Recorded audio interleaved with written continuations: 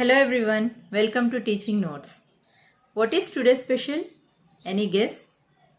Yes, today is National Education Day. November 11th is celebrated to mark the birth anniversary of Maulana Abul Kalam Azad. He served as the first Minister of Education. So on this occasion, let us know what exactly education means in the words of Srimati Jayashree Didi, who has a long teaching experience of 30 years. At present, she is working as a headmistress in Aurobindo International School.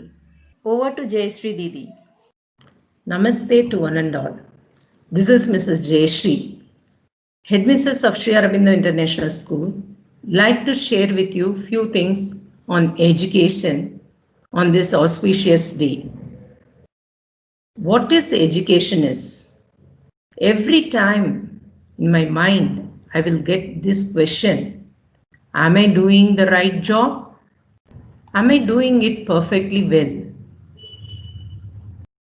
What is perfection is? The perfection consists not in doing extraordinary things, but doing ordinary things extraordinary well. What is education is? The education comes from two Latin words, educare and educere, meaning train or mold or lead out. According to philosophy of Gita, what is education? In that, it is very clearly said that attainment of knowledge and wisdom, which helps us to free from three wraths: lust, anger, and fear.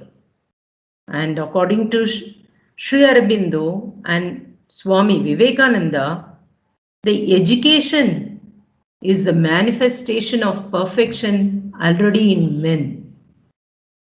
And the central aim of education is building the powers of human mind and spirit by Sri Aurobindo. Sri Aurobindo has given us a beautiful educational system. His goals and aims of education was very clearly explained in Integral Education book. The integral education is the need of the hour. India is the country where the psychic law can and must rule, and the time has come for that here. This was given by the mother Pondicherry. She also explained about the integral education in a beautiful words. An integral education which could with some variation be adopted to all the nations of the world must bring back the legitimate authority of the spirit over a matter fully developed and utilized. Every time, whenever I come across integral education, it gives new ideas and new ways to implement our lessons in a beautiful manner in our classes. When Mr. Modi, our Prime Minister, has introduced new education policy, I could not start with wonder. The policy is similar to that of integral education, which was given by Sri Aurobindo and the mother 100 years back. They are also talking about creative potential of each and every child, and also the development of the cognitive domains, and talking about higher order thinking skills, problem solving skills, and flexible multi-level experiential learning. They are also recognizing and identifying the each unique capability of the child.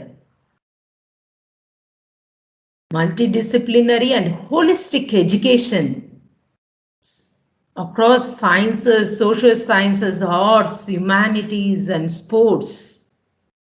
The same thing was given by Sri Aurobindo in terms of physical education, vital education, mental education, and spiritual education. And also, he was talking about the creative thinking and critical thinking, the logical reasoning as a development of mind. Similar thing, I'm finding it in our national education policy. And also, they were talking about outstanding research.